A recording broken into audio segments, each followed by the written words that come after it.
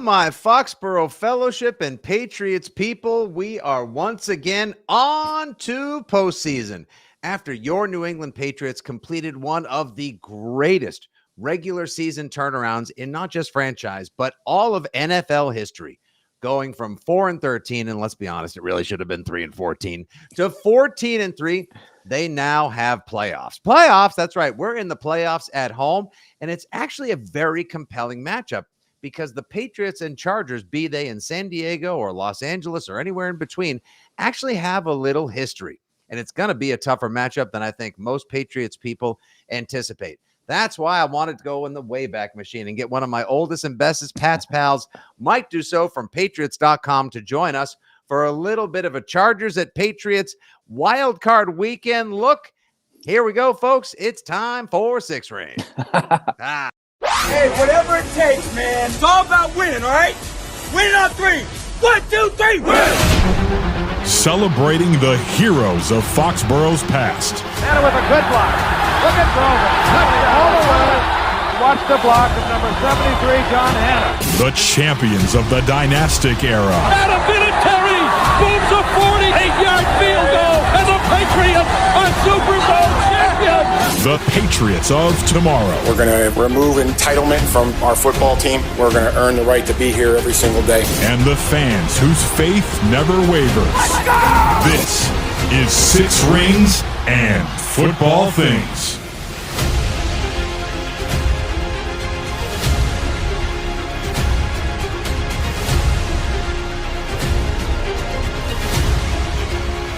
All right. The time for music and drama and talk and everything else is over. Let's get down to Task people and talk some football. We welcome onto the show at Mike Dussault 19, Mike Dussault from Patriots.com, the former minister of Pats propaganda, my guy who we first met now, a third of my lifetime ago, rolling the lots while we were both just a couple of young, hungry blog stars on the Patriots scene, right smack in the middle of the Nethermead, the in-between of the Patriots' double dynastic run, 2009, 2010. Those were still good times, but we were wondering, like, wait a second, are they never going to win a Super Bowl again? Like, did we peak? Is this team ever going to be able to get back on track? And they did. And then, of course, they fall off the rails when Tom takes his talents to Tampa. We had the brief flirtation with McCorkle Jones, but obviously Belichick was not happy about that. So he reverse engineered a defensive coordinator to be an offensive coordinator, broke his will. Turns out he's actually a decent quarterback. Long story short, Chad Ryland misses a kick. We get Drake May. We get rid of Gerard Mayo. Here's Mike Vrabel. And holy smokes, Deuce, the Patriots are 14-3. Before we get into any of the feelings about them being in the wild card round, the 2 seed, a whisker close to the 1 and the bye heading into the 2026 postseason, just like from inside the building and around the people that make the Patriots wheels move, how this season felt, how it resonated, and what a delight it must be to be Pats positive once again. I think everyone was kind of positive coming into it, but never expected that it would go like this, even through the first few weeks of the season. I think until that Carolina game when they really started to spice up the win streak, and that was when it all seemed to take off for them. But I've said it a lot. We've watched Drake May all training camp. I know you were down there a few times too, and he was good. Like, you see the arm, you can tell that he could throw the ball and that he had all the tools, but you saw him so calm in Josh's offense, and it was like, I think that's a good sign. He doesn't look like he's struggling to grasp it. You're watching mini camp and OTAs. What does that mean? You don't really know, but it's been absolutely remarkable. And, from Elliott Wolf, Ryan Cowden in the offseason, pushing all the right buttons with the different free agents that they brought in and the rookie class, which is, pretty much had contributors top to bottom to, Vrabel building this culture up. You had the clip in your beginning of your intro there, Fitzy, with, removing entitlement. And, I think the first thing he said too was, take advantage of bad football. Like, that was the bar that was set, and almost sort of like, you know what we're going to do? We're going to be the team that can kick the crap out of last year's team. I mean, it's remarkable. I mean, and look, they brought in a lot of new players too. There are still some holdovers and some key holdovers for sure, but it's just been remarkable to watch, and just some of the times where you felt like maybe that Ravens game where you're like, all right, they did great in the first part of the season, but now we're down into the tough times. And this is, when good teams start to really play well, and, lost a tough one to Buffalo. I think you could have seen that spiral for a lot of young teams, but they didn't blink, and they've just been outstanding. And, like you said, you gave the whole rundown, Fitzy, and I'm like, those years, I remember like 2009 when we first met at that tailgate. We didn't actually meet. I guess we just tweeted. You tweeted. No, you. I was too intimidated at me by the star, Fitzy, but now here we are, friends, 15, 20 years later. But just the expectations. I remember going into that like 2009 playoff game against the Ravens, and you're like, this is a disaster. They can't make it out of the first round. And, not to say that it's not, you don't have expectations and hopes and aspirations for this team this year, but it's different having that pressure removed, where it's like, you have Brady, you have Belichick, the top clock is ticking. It's all refreshed and reset, and it's just really exciting. It's funny because living through the incredible days, and I heard this actually echoed a couple of times when I was back at Gillette for the first time this season, walking the lots, talking to all the good Pats fans of recent year, the longtime season ticket holders and such. One of the sentiments that was echoed was, the thing was, obviously we sucked for the last couple of years, and that was a tax that had to be paid. There was a new deal was being written with the devil after the old deal expired and Brady went to Tampa. So we had to, we had to stop at the suck station for a while, and that was fine. Makes it especially okay now that the Pats are good again.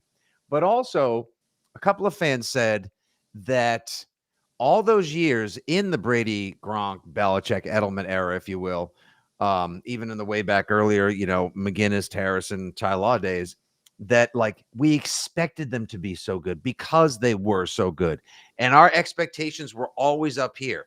Even a regular season game that was close, let alone a loss, God forbid, even a postseason exit in the divisional round, like against the Jets, it felt like the end of our world. Mm-hmm. It really did. So coming into this season with zero expectations whatsoever, other than, well, I hope we're better than we were last year, and that we chart a course for success sometime in the future. That was to me the definition of what would be a good, if not successful, or winning season. So I had him at 10-7, like you talked about. We saw some of the training camps, and they looked good against the Commanders in the joint practices, but I dialed it back. So I went in saying 8-9, that's fine. As long as you turn the ship around in the canal, you got the right captains on board. Drake May is your guy, all set. 14-3, insane. But I'm glad to hear it hasn't changed your expectations as well, because this almost feels like house money. Yeah, a little bit. I mean, it's funny. I mean, you and I, we do this. We have to talk about this stuff. I mean, we don't have to. We love to. But imagine if all offseason you've been like 14-3. That's what they're going to do. And you were just stuck on that the whole time. You and Andy would have been killing each other the whole time. You'd be like, what? 14 wins is crazy. But you're right. And it's just, we laughed about Taylor Kyle saying 13-4. Right. Now we owe him an apology. Right. You underestimated Taylor. You're wrong. Yeah, but nice call, Taylor. Right. Why did you? I mean, I was the same way. I was settled on 9-8. I'm like, everyone just, wants to know what's it going to be. And I'm just like, I believe in what they're doing. I'm just going to say they're going to have a winning record, and that should be, good enough. But expectations do rise. And when you've got an MVP candidate and you see what Drake May is capable of and how the running game is starting to really blossom right now. I mean, that was something all year. You're like, what are you going to do? Ramondre gets hurt. You don't have a lot of depth. And then Henderson was out for a little bit. And it felt like, man, if they don't run the ball, they're going to be in trouble. And now that's really come on. So I'm really, just encouraged with how they're finishing the season. And, now it's hard not to be like, come on, it's the Chargers. Let's go. Like, you mentioned them at past matchups. I mean, this is, a team they've seen before in the playoffs and had success against. Not that any of that matters at this point, but, once you slip back into that mode, though, you're like, all right, wild card weekend, time to shine. Yeah, these teams do have terrific postseason history as well. But Mike Vrabel trolling Sean Merriman by doing the lights out dance in January of 2007 in one of the greatest divisional round games ever. I was that there. Doesn't mean a whole hill of beans. You were at that game? Oh, that's right. You were living in LA at the time. Sick brag. Yeah. So, I mean, if for those who know me a little bit, go back, just Google, Pats Propaganda 2006 age. I wrote a whole account of it because it's a great story of how I got a single ticket to that game and, ended up sitting about 10 rows in back of the Patriots bench. And all the Chargers fans were talking crap the whole time. And I mean, as you guys know, you've seen that game. You know how it unfolded. It was a little dicey. But now to see that kind of come back up with Vrabel doing doing the lights out dance, and so I can't help it. It's one of my favorite. I would say that is up there, the top 2 favorite fan experiences I've had going to games. The other one I would say was with you in 2014, going to that Broncos game where we had a bunch of swag to give out in the parking lot, and then we went. And I think it was Peyton Manning's last time, at Gillette Stadium, and they blew doors, and Edelman returned a punt. Gronk had a one-handed catch, and that was awesome too. But no, it's hard not to think about, those games, the 2007 AFC Championship game with LaDainian Tomlinson sitting on the bench, Philip Rivers playing on a torn ACL. And then a couple of years ago, when the Chargers came in here and they were a really good team. And I think a lot of people thought that might be the team to knock the Patriots off that year, and they weren't. So good history between these two teams. I mean, and, we did see Justin Herbert here last year. Not that matters a lot, but that they played great last year. Curb stomping, and that's putting it nicely. Yeah. But then again, that team had checked out. That was the definition of 46 players, 46 different lifts or Ubers. They were directionless, rudderless, all of that jazz. And I felt like the Chargers kind of wanted to come in and play a little hardball, if you will. Now that there's only one of them coaching in the NFL, the curse of Deflategate shall come for all. Suck it, John Harbaugh. No, real quick, just one more broad view thought, and then want to get into the legitimate rivalry between the Pats and the Chargers postseason. Even though it feels like they're playing with house money right now, at the same time, I like to always go by the Marino principle, which is, Drake May's young. He'll win MVP again sometime. He's going to have a great career. Oh, don't worry about it. If he loses now, NBD, obviously he and Vrabel are proven they're on a path to success, and they'll have plenty more AFC championships and Super Bowl appearances. There is no guarantee. Dan Marino went to the Super Bowl his second season. He never made it past the conference final. Again, the rest of his incredible 15, 16-year career in the NFL is one of the greatest slingers of the football. So while it is house money, and it's like, hey, if they lose, okay, I still feel great about the season, and I'm really I'm super excited about what's to come. At the same time, you have to try to take advantage of this opportunity. Now, as far as this opportunity goes, it is interesting that you bring up the fact that the running game has gotten going the last couple of weeks, and Ramondre has been the best offensive player the last month. His resurgence has been awesome. Vrabel's coaching, the fact that he put faith in him as opposed to putting him on the bench or on waivers, truly remarkable. What a great feel for the team he has. As the Patriots wrapped up that 2018 season that had guys like you and me around time of the Miami meltdown, the 17-10 loss in Pittsburgh, we thought that's it. They're cooked. It was over. Great run. They pivot to the power rush game and start an incredible run behind that great line. And hey, that was the only Super Bowl I ever went to, and it was boring AF, but it was also awesome as can be, 13-3 against the 11th greatest offense of all time, McVay and Goff and the Rams. The fact that the running game is getting going now gives me hope that the Patriots are not going to be in the dogfight that this game could possibly be Sunday night. Yeah, I agree. I mean, especially against the Chargers team that it's one of the top teams in time of possession. I mean, maintaining possession of the ball. And that's, a huge thing when you have to counter that. We know Drake can throw the ball down the field with accuracy. And that to me is just the best development of this whole season is his second most accurate season of all time. For and it's not like it's all checkdowns, and that's the thing that I think, everybody, I mean, certainly people who've been watching it realize, but those who haven't really watched it close, Cam Newton, he's throwing the ball down the field with accuracy. It showed up in training camp his rookie year. You could see the accuracy that he could throw down the field with, and it showed up from time to time. But just Drake May's ability to pick up chunk yardage, and now you're seeing the running game pick up chunk yardage too. And so as you go against a Chargers team that wants to hold on to the ball, that wants to drive it, that's good in the red zone, that's probably going to score some points, having the ability to run the ball a little bit and balance that time of possession, I think will be huge. And anybody who's watched football knows that you get to this time of year, you need a running game. And Patriots right now have two guys that are really starting to round into form, and they could be the true X factor of this game. We're all expecting it to be May and Herbert and back and forth kind of thing, but Henderson and Stevenson deliver. That might change how this game is played a little bit. I think that could really help the Patriots. Yeah, first of all, Travion Henderson had such a slow start to after the 100-yard return on the first touch of the ball in the preseason, which Yeah. is insane.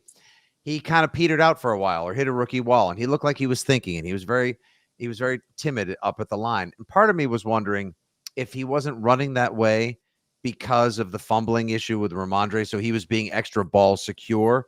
But then around mid-season, once he started ripping off some of those long touchdown runs, he became a factor and a force and a threat. And he ends his season not far off the kind of rookie campaign Jahmyr Gibbs had as well. So I don't think we're looking at our next Shane Vereen or our next James White.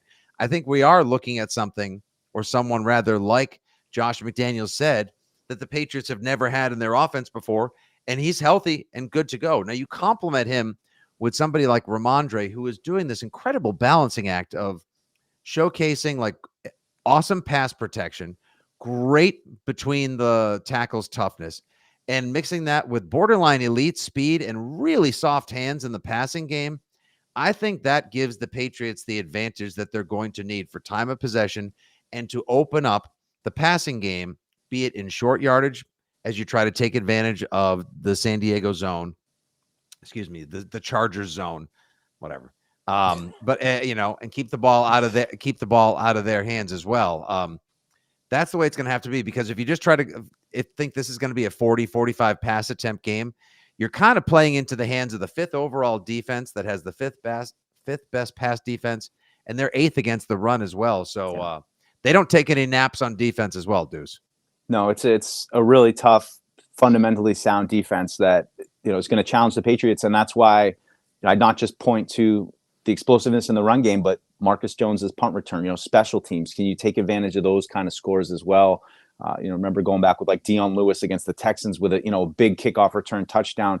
Those are the plays those are the plays. And I mean, one other thing I'd point out too in special teams is Dicker the kicker is pretty good too. So these games come down to kicks a lot. That's something to be aware of. But you're right. Stevenson's been playing all around football, and he's a mismatch in the passing game, and that's what you've seen over the last couple of weeks is Josh McDaniels' creativity, getting him lined up on linebackers, and Drake's fearlessness to push the ball down the field. So the offense is going to have to score points. They're going to have to possess the ball and score points. And I have a lot of respect for Justin Herbert and the kind of quarterback he is, and what he can do getting rolling. I mean, you just look through the season what he's done while he's basically been the most pressured quarterback in the league, just above Drake. I mean, both these guys have seen a lot of pressure. So it's going to be imperative that the offense has a good game, and I'd say from start to finish, as Vrabel says, no naps.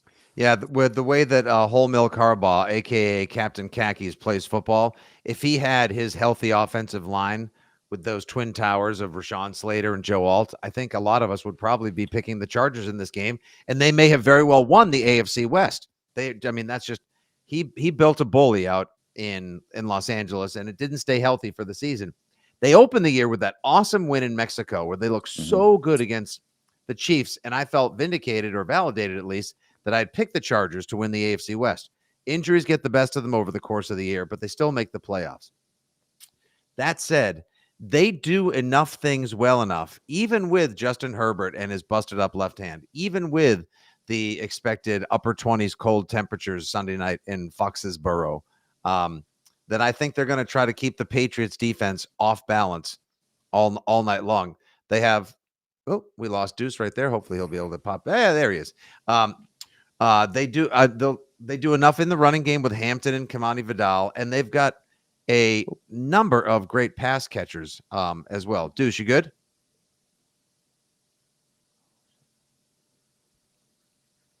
We have a little bit of a connectivity issue here with Mike right now, so I'll just carry on with my love letter to the offense of the Los San Diego Chargers until Deuce is able to gain reconnection from the bowels of Gillette Stadium. Oh, good. He's back in the stream. Okay. So, Deuce, you know what it was? Somebody inside the stadium probably killed your stream because they're like, Fitzy's talking too positively about the Chargers. Kill it. No. I was just talking about how the combination, even with their busted up line, they don't have good tackles. Like you said, they give up a lot of pressure, but they have big ass guards. So they can run the ball up the gut for sure.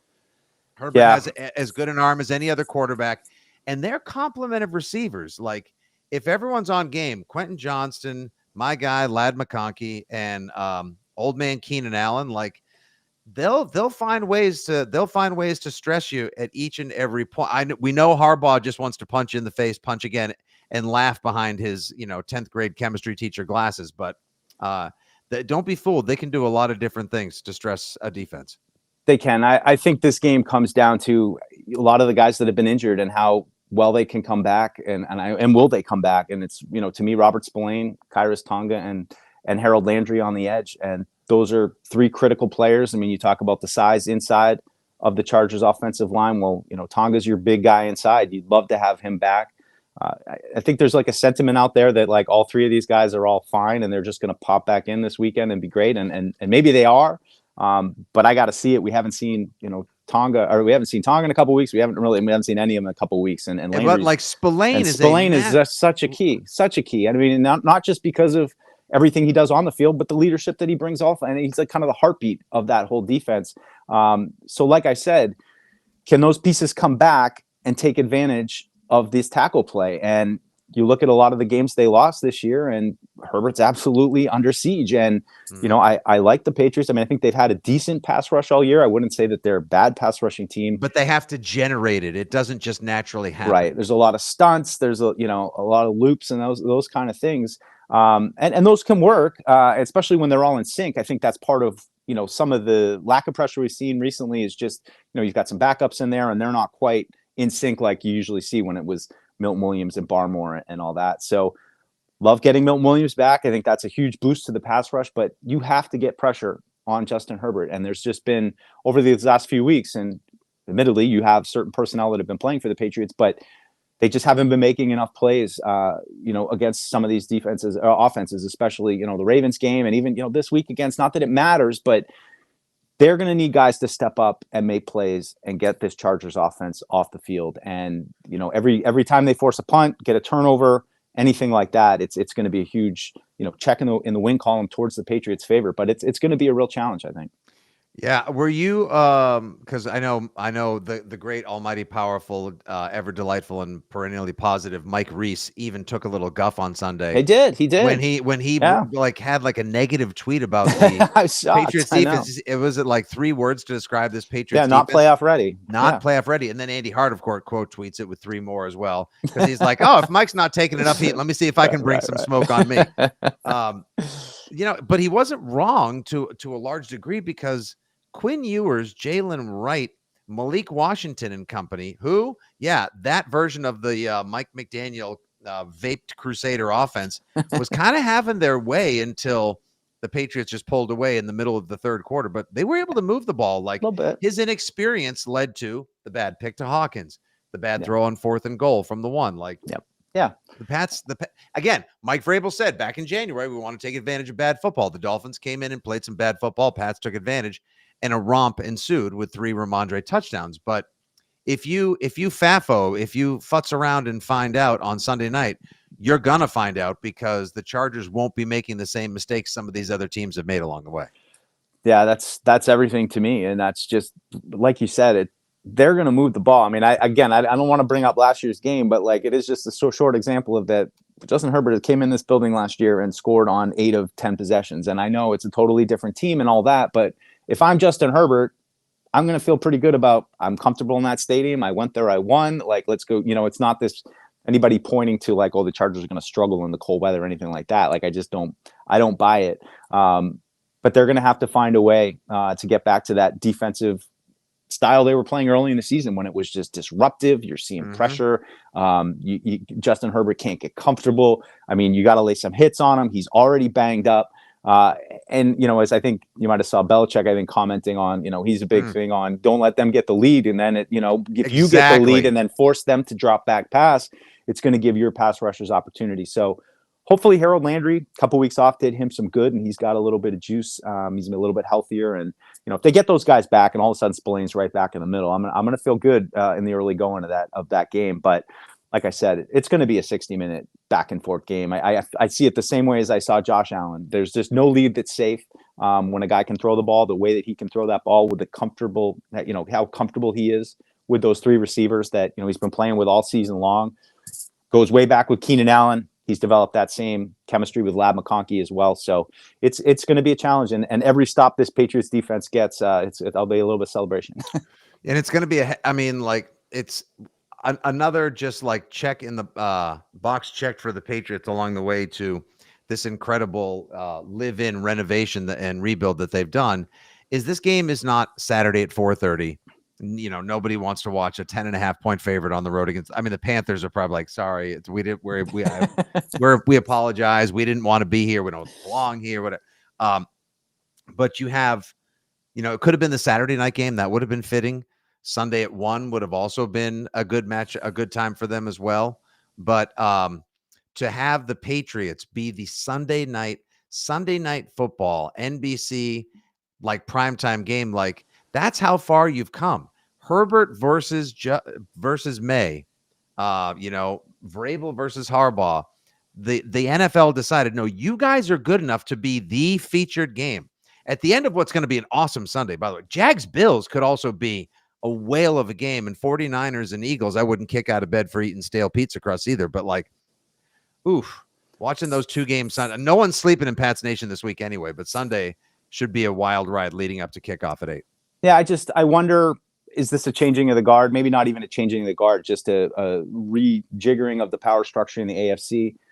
I assume Patrick Mahomes, Chiefs, they're going to reload. They'll be better next year. He'll be healthy. Lamar Jackson, we'll see what happens in Baltimore. I mean, there's a lot of questions there, but Burrow, they're running it back there. I don't know how that's going to work out. So, is this the year that those top 4 kind of guys, Josh Allen being the other one, does the gap close between players like Herbert and Stroud and Lawrence and, now our guy Drake. And is this what the AFC playoffs are going to be like going forward, where you've got 7, 8 really good quarterbacks who honestly, I think have all the talent they need to win the Super Bowl.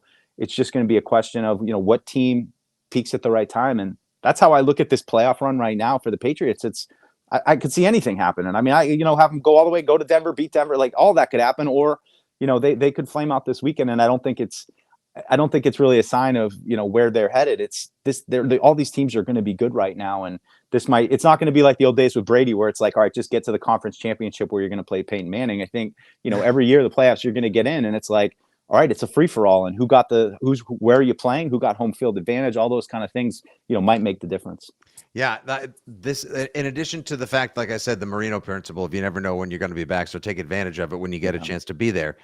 If I told you it was Jaguars Rams, if I told you it was Patriots Eagles, if I told you it was going to be Texans Seahawks, just put 7 teams in each of 2 bingo ball rollers, spin them around, and just figure out, probably not the Steelers. Let's be end of it. I don't know. Not the Steelers. Maybe not. Maybe 5 or 6 in each conference.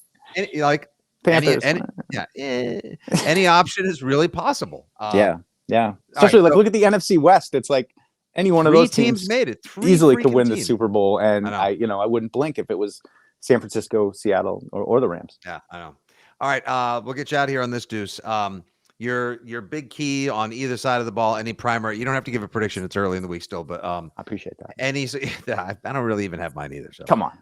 Patriots. I kind of have one. Okay, Pats by Patriots low 30s to Chargers high 20s, low 30s. I mean, that's all right. That's a 4-quarter affair. I'm in. And then both of us will be on the radio well into Monday as well, fielding calls and talking to the. I can't wait. It's going to be awesome. A lot 10 Warriors. The one thing to watch out for, or just sort of like Deuce's super key on Super Wildcard Weekend Sunday night. Pressure Herbert. Absolute, no question in my mind. Look at the splits between how he is under pressure and how he is without pressure, and it's a clear line. And you have to be able to take advantage of those tackles. Even if it, put Milton Williams out there a little. I mean, I'm sure they'll be moving guys up and back, but if they don't pressure Justin Herbert, I think they're going to have a hard time keeping points off the board. So, they're going to make some plays, but ultimately get pressure early. Hope those hits start to add up. Don't let him see it. And I think that's the formula for me. I think Drake and the offense will score. I think they'll move the ball. It's just going to come down to, can the Patriots defense pitch a couple extra stops because they got pressure? Yeah, to me, it's all the basic tenets of just like like do your job, know your role, lane discipline, etc. But I think no naps, no turnovers. The team that turns the ball over Yeah, the least. that No, stuff. Yeah, all for that stuff. sure. Sure, you go into every single freaking football game. But to me, don't be afraid to get creative. Don't get too cute. Don't get like 13-yard flea flicker cute that Vrabel talks about on the radio and creates a non-controversy out of. I mean, like, just don't be afraid to get a little creative on offense to move the ball on them, knowing how tough and aggressive that defense is. Yeah. And like you said, move Milton Williams around. Maybe blitz Marcus Jones early if you think you can roll some quick coverage over to Keenan Allen or Ladd and get in his face, knock him off his spot, and let him know that you're not just going to sit back and hope they make a mistake, because that'll get you beat. Absolutely. That to me, the key is all on the defensive side of the ball for the Patriots. And I mean, honestly, it's going to start right from warmups. I mean, even get to today with the injury report. Mm-hmm. How active are Spillane, Tonga? Are those guys back out there? I'm hoping it's all hands on deck. I think that'd be an early boost for this Patriots team in the week that would feed directly into that key come Sunday. All right. It has been an absolute blast for me, and hopefully for you. Be you a live participant during the WEEI and Fitzy GFY live stream here on Sixth Rings, or if you subscribe on Apple Pod, Spotify, listen on the Odyssey app and beyond. Have it on my oldest Pat's pal, Deuce, Mike Dussault from Patriots.com. Give him a follow at Mike Dussault 19. Of course, you can hear him on Patriots Unfiltered during the week and on the post-game show Sunday night at Patriots.com, and read his musings on that website. You know where to find me. The EI Afternoons. New Shit Pats Fans Say coming out in a couple of days. We'll have a new NFL Fans Order Drinks Nice. Playoff Edition 20. Yeah, we're grinding, man. This is the time. Take advantage. This is work extra hard. Like, do the extra prep. Take advantage and enjoy the time. And, of course, Hart and I will be on immediately after the game Sunday from 11 p to 2 a to take your calls on the Six Rings post-game show. For Deuce, everyone that cut his internet at the stadium, for everyone that's going to be there Sunday night, cheering on your favorite football team. Thanks for listening and watching Six Rings and Football Things. We'll be back with more pods this week, getting you pumped, primed, and ready for the biggest game in a long time at the Razor. We'll talk to you soon. Take care. Good.